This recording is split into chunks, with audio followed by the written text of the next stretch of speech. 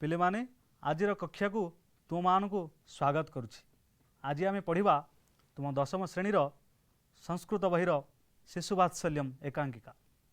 यही शिशुवात्सल्यम एकांकिका कौथिरु आसीछि से विषय रे आग संक्षिप्त भाव में जानिबा एवं एथिरे कौन वर्णना करा जायछि ताहा मध्य जानिबा। ये आसीछि एक सुंदर नाटक अभिज्ञान शकुंतलम जोटे काव्य सेतिपय या उपरे एक वर्णना मध्य करा जायछि। काव्येषु नाटकम रम्यम तत्र रम्य शकुंतला तत्रश्चापि चतुर्थांक तत्र श्लोक चतुष्टयम। जेते सब नाटक अच्छी नाटक मानक मध्य उत्कृष्ट होची शकुंतला नाटक। शकुंतला नाटक रे जो रही श्लोक गुड़िक जो 7टी अंक रही से 7टी अंक मध्य चतुर्थ अंक होची ऊपर गुरुत्व दि जाए। चतुर्थ अंक मध्य ये जो 4टी श्लोक आम बर्तमान देखा ये काव्य कौन। ये काव्य हूँ मुख्यतः दुई प्रकार गोटे हूँ दृश्य काव्य गोटे हूँ श्रव्य काव्य। श्रव्य काव्य हूँ कौन ना गद्य पद्य गद्य पद्य उभयात्मक। गद्य रे जीव कथा काव्य आख्यायिका काव्य, पद्य काव्य रे जीव महाकाव्य एवं खंड काव्य, गद्य पद्य उभयात्मक रे जीव चंपू विरुधकम करभकम। तापरे दृश्य काव्य। दृश्य काव्य मुख्यतः दुई प्रकार गोटे हूँ रूपकम उपरूपकम। रूपक हूँ 10टी नाटक प्रकरण भ्राण इत्यादि। उपरूपक हूँ 18टी नाटिका तोटकम गोष्ठी इत्यादि 18टी। ये जो काव्य आम देखिले ये जो दृश्य एवं श्रव्य काव्य मानक मध्य दृश्य काव्य हूँ उत्कृष्ट। से जो नाटक रही जो रूपक जो नाटक पदटी रही ताहार मध्य अत्यंत नाटकर प्रख्याति रही। तेणु से नाटक को अग्राधिकार दि जाइए।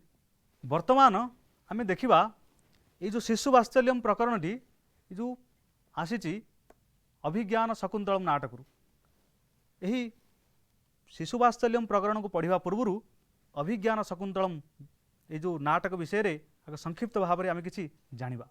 प्रायतः तुम मैंने समस्ते जानिच जेतेबेले कौन ऋषि बा तपस्वी कठोर तपस्या करती अथवा तपस्या मग्न हो जाती से अत्यंत व्यस्त विव्रत हो जाती। काले भगवान तांकर तपस्या संतुष्ट होई वर मागिबा कहिबे एवं इंद्रपद मागि नहीं जिवे। सेतिपई इंद्र कौन देवता प्रभावित हूँ कि न हूँ देवराज इंद्र प्रभावित हो जाती। तेणु महर्षि विश्वामित्रंकर तपभग्न करने निमंते अप्सरा मेनका को पठाई। मेनका जाई महर्षि विश्वामित्रंकर तपभंग करी तांका संस्पर्श आसिले एवं एक कन्या संतानटी को जन्म देले एवं तापरे ए कन्या संतानटी को छाड़ी देई महर्षि विश्वामित्र एवं स्वर्गर अप्सरा मेनका एमाने चलीगले बाटर एवं से कन्या संतानटी को शकुंता आदि पक्षी माने रक्षा करथिले। से मार्ग दे जेतेबेले महर्षि कण प्रत्यावर्तन करछंती देखिले कन्या संतानटी महर्षि कणु नहीं निजर आश्रम रे से कन्या संतानटी को पालन पोषण कले। से आश्रम रे से बढ़िले। शकुंता आदि पक्षी माने से तांकर रक्षा करथिबारु से कन्याटीर नाम देइथिले शकुंतला। शकुंतला से आश्रम रे बढ़िले। समस्तंकर अति स्नेहभाजन हेले एवं से आश्रम रे से समस्तंकर सेवा शुश्रूषा कले। केवल मनीष माने नुह मनीष पशु पक्षी वृक्षलता समस्तंक प्रति से जत्न करुथिले। एभली सखी मानक सहित से अरण्य रे भ्रमण समय रे राजा दुष्यंत जेतेबेले मृगया निमंते आसी कण ऋषिंकर आश्रम रे पहुँची देखिछंती सखी मानक मेल रे शकुंतला एवं शकुंतलांकर रूप लावण्य को देखी राजा दुष्यंत अत्यंत विमोहित हो जाइछंती म्रियमाण हो जाइछंती एवं तांको सहित शकुंतला प्रति आकृष्ट होइछंती एवं तांकर भितरे मध्य प्रेम एवं प्रणय जागृत होइछि। तापरे राजा दुष्यंत शकुंतला को गांधर्व विवाह करि नैछंती। गांधर्व विवाह करनेबा परे से आश्रम रे किछि दिन रहिछंती। राजा दुष्यंतଙ୍କ संस्पर्शरे शकुंतला आसीबा परे शकुंतला अंतःसत्त्वा होइछंती एवं खबर आसी पहुँची राजा को निजर राज्य को प्रत्यावर्तन करिया पई एवं राजा जेतेबेले जीवा पई उद्यत हेउछंती सेतेबेले शकुंतला अत्यंत व्यथित हो जाइछंती। किंतु राजा शकुंतला को विवाह करि नेबे निजर पाटराणी करि रखिए बोली वचन देइथिले एवं वचन देवा संगे संगे निज हाथरू मुद्रिकाटीए मध्य काढ़ी देइथिले। नामांकित मुद्रिकाटी को मध्य देइथिले आनिकरी शकुंतला को निजर नामांकित मुद्रिका राजा देइथिले ये मुद्रिका दे सारिया परे राजा दुष्यंत तांका राज्य को चलीगले। शकुंतला दुष्यंत प्रेम एभली भाव में अभिभूत हो जाइथिले, एभली भाव में मग्न हो जाइथिले, तांको अलगा किछि देखा जाउ नथला, अलगा किछि मधे जानुथिले, केवल सी शयने सपने जागरणे केवल दुष्यंतर कथा, दुष्यंतर प्रतिछवि ही तांका मन रे केवल आसुथिला। से जोठी जो स्थान रे जोठी बसिले केवल चिंतामग्न अवस्था रहिले, केवल राजा दुष्यंतर कथा ही चिंता करुछंती, भाबुछंती। एही भली भावनारत अवस्था थिबा समय रे महर्षि दुर्वासा आसी आश्रम रे पहुंचंती। पूर्वरु अनेक थर आसीथिले, तांकर स्नेह तांकर यथार्थ सम्मानर सहित तांको सेवा शुश्रूषा मध्य करथिले। जेतेबेले एही भली अवस्था रे थिबा समय रे दुर्वासा आसी पहुंचंती, से डाकिछंती, देवी हे देवी आसी जाइछि मु, आगतस्मि हम। किंतु शकुंतला संपूर्ण भाव रे निजर प्राणप्रिय राजा दुष्यंतक कथा चिंता करी मने पकई से तांकर स्वप्न राइज रे भासी बुलुछंती। दुर्वासांकर वचन तांकर कर्णपात हेउ नाही। शेषरे दुर्वासा क्रोधान्वित होई तांको अभिशाप दैछंती। महर्षि दुर्वासा क्रोधान्वित होई जाइछंती, शकुंतला को अभिशाप दैछंती। कौन कहउछंती, घेन पूज्य पूजा व्यतिक्रम फल जाठारे रखिछु लय, से तोते चिन्हिब नाही रे तू देले आपणार परिचय। यही अभिशाप शुणिया परे तांकर दुई जन जो सखी अछंती से झटिति हब हठात दौड़ी आसी ऋषिंकर पादतले पड़ी अछंती। महर्षि एते बड़ अभिशाप रु हमर सखी शकुंतला को रक्षा करंतु, उद्धार करंतु। सेठी महर्षि दुर्वासा कहते शकुंतला को राजा दुष्यंत चिन्हि पारिबे नाही, प्रत्याख्यान करदेवे, किंतु परवर्ती समय रे किछि सूचकांक एवं चिन्ह द्वारा मने पकई आसी शकुंतला को ग्रहण करने। तापरे आश्रम रे आसी महर्षि कण पहुँची, जानिले शकुंतला अंतसत्वा तांकर दुई जन तपस्वी सारंगरव शरदबद एवं तांकर माता गौतमी सहित शकुंतला को पतिगृह को प्रेरण करिवार बंदोबस्त कले। पतिगृह को जाउथिबा समय रे जेतेबेले नौकारे नदी पारी हेउथिले, सेतेबेले जलरे हस्त प्रसारण करुथिबा समय रे प्रक्षालन करुथिबा समय रे तांकर हस्तरु राजा दुष्यंतक द्वारा प्रदत्त नामांकित मुद्रिकाटी एही सचितीर्थ जलरे पड़ी जाइथिला एवं सेही जलरे जो बृहत माछटी मत्स्यटीए से मुद्रिकाटी को गिଳି नेइथिला खाद्य भावी। तापरे शकुंतला निजर माता गौतमी एवं सारंगरव शरदबद सहित जाई दुष्यंतर राजउआस रे पहुंचंती।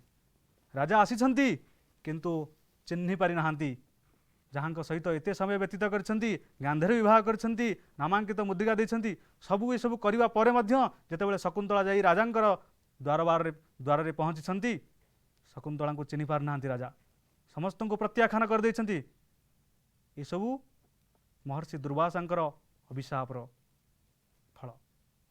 तापरे सेठु निराश ही निकटरे थिबा मरीचिंक आश्रम रे जाई आश्रय नेछंती शकुंतला एवं मरीचिंक आश्रम रे से जो अंतसत्वा थिले सेठी पुत्र संतानटी को जन्म देछंती। परवर्ती समय रे धीवर जनक माछ धरुथिबा समय रे से बृहत मत्स्यटी तार जाल रे पड़िला एवं से जेतेबेले काटिला ता पेटरू ए जो मुद्रिकाटी बाहरला राजांकर नाम लिखा हैतला, से हठात से मुद्रिकाटी को धरी राजांक निकट आसी पहुंचंती। तापरे ए धीवर जनक माछ पेटरू मुद्रिकाटी प्राप्त करी राजांक निकट आसी पहुंचंती एवं राजा जेतेबेले निजर नामांकित मुद्रिकाटी को देखिछंती सेतेबेले तांकर पूर्व वृत्तांत सब मने पड़ी जाइछि। तापरे स्वर्गर राजा इंद्र तांको युद्ध रे सहायता करिया पई मातळी को प्रेरण करछंती एवं जेहेतु ये पुरुवंशी चक्रवर्ती सम्राट राजा दुष्यंत, तेणु देवराज इंद्र को सहायता करिया पई मातळी आसी पहुंचंती एवं तांको सहायता करिवा निमंते तांको सहित जाइछंती स्वर्ग को। सेठू युद्ध रे सहायता प्रदान करी विजय प्राप्त करी जेतेबेले प्रत्यावर्तन करुछंती सेतेबेले एक दृश्य देखिछंती। छोट शिशुटीए सिंह छुआ सहित से क्रीड़ारत अच्छी, खेलुथिबा समय रे से सिंह छुआ सहित गोटे छोट शिशुटी खेलुथिबार देखिछंती। एभली वीरत्वर चिन्ह देखिछंती, देखि से सेठी राजा अटकी जाइछंती। ए सब दृश्य देखुछंती। तापरे आरंभ होईची ए अभिज्ञान शकुंतलम नाटकर अंतिम अंक सातटा अंक मध्य अंतिम अंक ये अंतिम अंकर दृश्य तेणु यही अंकरे कौन वर्णना कराई आम बर्तमान ताकू अध्ययन करवा पढ़ा। अभिज्ञान शाकुंतल ये नाटकटी आरंभ होती यार अंतिम अंकर विषय वस्तु शिशु वात्सल्यम। वर्तमान आम देखा ये विषय कौन रही यार प्राक सूचना कौन रही शिशु वात्सल्यम। कविकुल ललाट मुकुटमणि कालिदास समग्र विश्व महाकवि रूपेण सर्वैरद्यपि स्वीक्रियते। महाकवे कालिदासस्य अनन्य प्रतिभया रचितेषु काव्येषु अभिज्ञान शाकुन्तलम नाटकं रम्यत्वात् सर्वजनादृतं भवति। अस्य नाटकस्य सप्तमांक स्थितं दृश्यमेकं भवति रूपकम् इदं। महाकविः रूपके अस्मिन् शिशोः हठस्य माधुर्यं तथा अप्रत्याश्रित रूपेण पित्रा सह पुत्रस्य मिलनं वर्णयित्वा हृदि वात्सल्यं जनयितुं चेष्टमानः सार्थक अभूत्। यही प्राक सूचना रे कठिन शब्द कौन रही वर्तमान पे आम देखा सर्वे ही समस्त द्वारा। अद्य एक अव्ययपद अद्य शब्दर अर्थ हो आज। हृदि हृदि शब्दर अर्थ हो हृदय रे। जनयितुम जात करने प्रतिभया प्रतिभा द्वारा। रम्यत्वात् सुंदर हेतु। माधुर्यम माधुर्यम शब्दर अर्थ हो सौंदर्य। संधि विच्छेदम कुरुत यही प्राक सूचना अनुच्छेद रे कौन संधि विच्छेद रही वर्तमान आम देखा। सर्वैरद्यपि सर्वे ही युक्त अद्य युक्त अपि सर्वैरद्यपि। सप्तमांक स्थितम सप्तम युक्त अंक स्थितम सप्तमांक स्थितम। तापर रही दृश्यमेकम दृश्यम युक्त एकम दृश्यमेकम। रूपकमिदम रूपकम युक्त ईदम।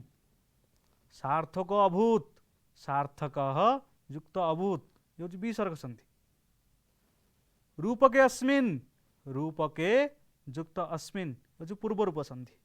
वर्तमान देखा ये अनुच्छेद रे ये प्राक सूचना रे जो रेखांकित कर यार सकारण व्यक्ति कौन रही। कविकुल ललाट मुकुटमणि कालिदास समग्र विश्व महाकवि रूपेण सर्वैरद्यपि स्वीकृति। कालिदास कर्तृपद कर्तरी प्रथमा। तापर जी समग्र विश्व रे अधिकरणे सप्तमी।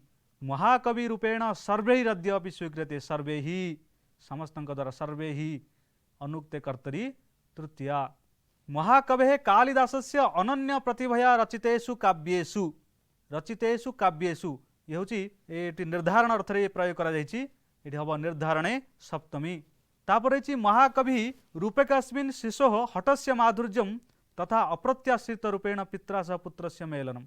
एठी रूपके अस्मिन् रूपके यार सकारण विभक्ति अधिकरण अधिकरण कारक रही अधिकरणे सप्तमी।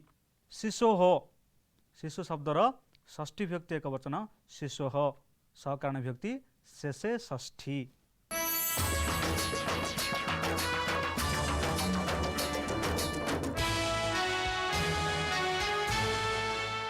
यही प्राक सूचना जो रही केते गुटे समास पद रही। समग्र विश्वे समग्रम विश्वम तस्मिन् ये विशेष विशेषण यह संबंध होइछि कर्मधारय समासः। महाकवि रूपेण महान कवि ही कर्मधारय समासः। अनन्य प्रतिभा कर्मधारय समास। सर्वजनादृतम सर्वजने ही आदृतम तृतीया तत्पुरुषः। सप्तमांक स्थितम सप्तमांके तिष्ठति इति उपपद तत्पुरुषः। एथिरे केते गुड़िए प्रकृति प्रत्यय रही। रचितेषु रच युक्त रचितेषु। स्थितम स्था धातु त प्रत्यय। मीलनम मील युक्त ल्यूट। जनयितुम जन युक्त तुमुन। चेष्टमानः चेष्ट युक्त सानच। वर्णयित्वा वर्ण युक्त त्वा। देखिबा शिशु वात्सल्यम प्राक सूचनार कौन अर्थ रही। कविकुल ललाट मुकुटमणि कालिदास समग्र विश्व महाकवि रूपेण सर्वैरद्यपि स्वीकृति। कविकुल ललाट मुकुटमणि कालिदास समग्र विश्व रे महाकवि रूपरे समस्त द्वारा एवं स्वीकार करा जायछि। महाकवे कालिदासस्य अनन्य प्रतिभया रचितेषु काव्येषु। महाकवि कालिदासंकर अनेक अनन्य प्रतिभा रचित काव्यमानक मध्यरु अभिज्ञान शकुन्तल नाटक रम्यत्वात् सर्वजना आदृतम भवति। ये अभिज्ञान शकुन्तलम नाटकटी मनोरम अर्थात रम्य हेतु सर्वजनादृतम भवति, सबु लोकमानंकर आदृत अथवा आदरणीय होइछि। अस्य नाटकस्य सप्तमांक स्थितम दृश्यमयकम भवति रूपकमिदम। एही नाटकर अभिज्ञान शकुन्तलम नाटकर सप्तमांकर थिबा दृश्य होउछि ए रूपक। सप्तमांकर रूपक होउछि आज आमर आलोच्य विषय वस्तु शिशुवात्सल्यम। महाकवि रूपकेऽस्मिन् शिशो हटस्य माधुर्यं तथा अप्रत्याश्रित रूपेण पित्रा सह पुत्रस्य मेलनं वर्णयित्वा हृदि वात्सल्यं जनयितुं चेष्टमान सार्थक अभूत्। महाकवि कालिदास एही रूपकरे शिशुर हठपण अथवा माधुर्य भाव तथा अप्रत्याश्रित भावरे पिता सहित पुत्रर मिलन वर्णना करी हृदय रे वात्सल्य भाव जागृत कराया पाइका चेष्टा करिसंती महाकवि कालिदास। वर्तमान देखिया प्रथम अनुच्छेद शिशुवात्सल्यम। ततः प्रविशति तपस्विनी भ्यांसः बालः कथयति जृम्भस्व सिंह दन्तान्ते गणयिष्यामि।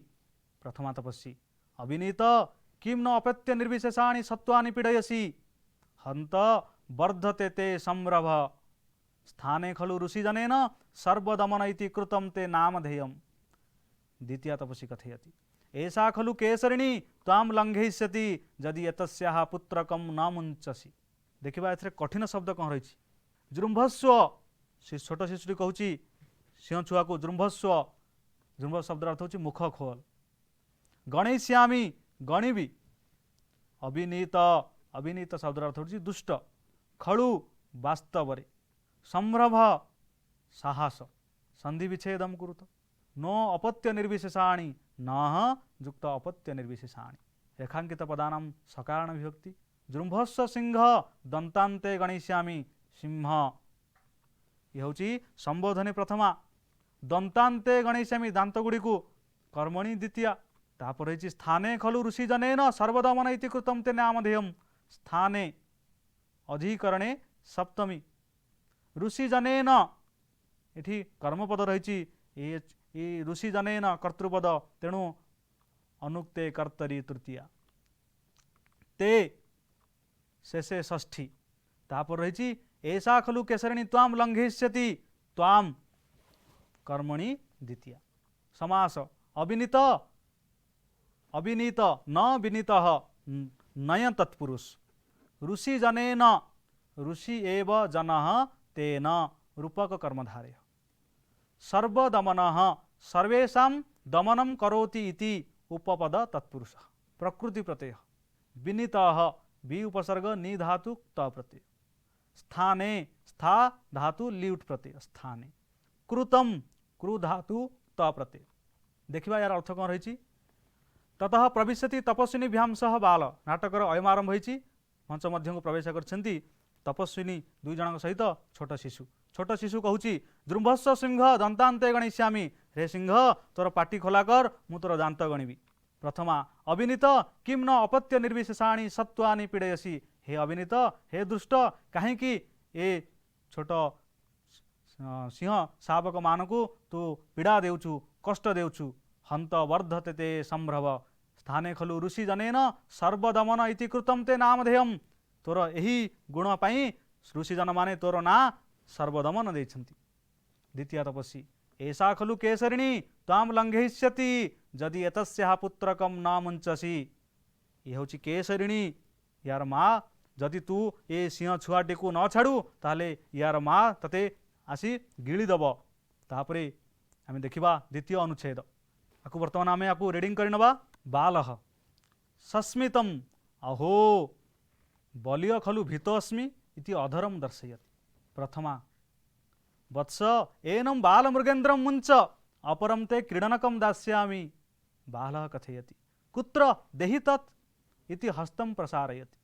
द्वितीया तपस्वी कथयति सुब्रते न शक्य एष वाङ्मात्रेण विरमयितुं गच्छत्वं मदीये उटजे वर्ण चित्रित मृत्तिका मयूरस्तिष्ठति तमस्य उपहर।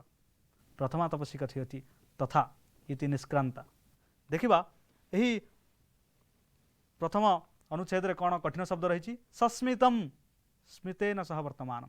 सस्मितम शब्द अर्थ होची मुरुखी हस सहित।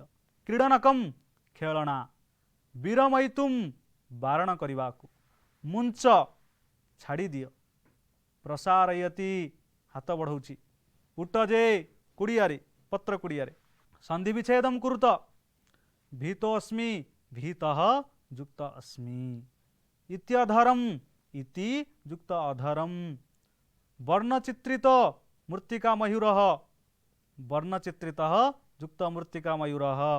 देखिबा ए रेखांकित पदरे केते गोटे सहकारण विभक्ति अछि ए अनुच्छेद रे। अहो, अहो शब्दर सहकारण विभक्ति संबोधने प्रथमा। तापर अछि वत्स, एनम बाल मृगेन्द्र मुंच, एठी वत्स संबोधने प्रथमा। तापर अछि अपरम ते क्रीडनकम दास्यामि, ते संप्रदाने चतुर्थी। तापरे उट्टजे वर्णचित्रित मृत्तिका मयूर तिष्ठति, अधिकरणे सप्तमी। तापर रही गोटे आ गोटे एनम बाल मृगेन्द्र मुंच, बाल मृगेन्द्रम कर्मणि द्वितीया। देखिया समास सस्मितम, स्मितेन सह वर्तमानम, सहार्थक बहुब्रीहि। बाल मृगेन्द्रम, बालः मृगेन्द्रः तम कर्मधारय समास। सुब्रते, शोभनम व्रतम जस्याः सा, बहुब्रीहि समास। वर्णचित्रितः, वर्णैः चित्रितः तृतीया तत्पुरुषः। मृत्तिका मयूरः, मृत्तिकया निर्मितः मयूरः मध्यपदलोपी कर्मधारय समास। प्रकृति प्रत्यय भीतः, भी धातु त प्रत्यय। विरमयितुम, बी उपसर्ग रम धातु तुमुन प्रत्यय। चित्रितः, चित्र युक्त त। देखिबा एही अनुच्छेद कौन अर्थ रही? बालः सस्मितम, हसी हसी कहते अहो बलिय खलु भीत अस्मि, हाँ बहुत बलवान, एक कथा कहले मुझे डरीजी, एक कथा कही इति अधरम दर्शयति, निजर ओष्ठ को प्रसारण करुच्ची। प्रथमांत पशी कहूँ वत्स एनम बाल मृगेन्द्र मुंच, अपरमते क्रीडनकम दास्यामि। प्रथमांत पशी कहते हे पुत्र ए सिंह छुआटी को तुम्हें छाड़, यह प्रतिबदल में मुझे तुमको खेलनाटी आणिक देवी। बाल कथे कुत्र देहि तत्, से छोट शिशुटी कहूँ कौटी अच्छी दिय इति हस्तम प्रसारयति। द्वितीय तपसी सुब्रते न शक्य एष बांग मात्रेण विरमयितुम, आकु केवल तुम्हें कथा कही आकु तुनि करि परिबो नाही।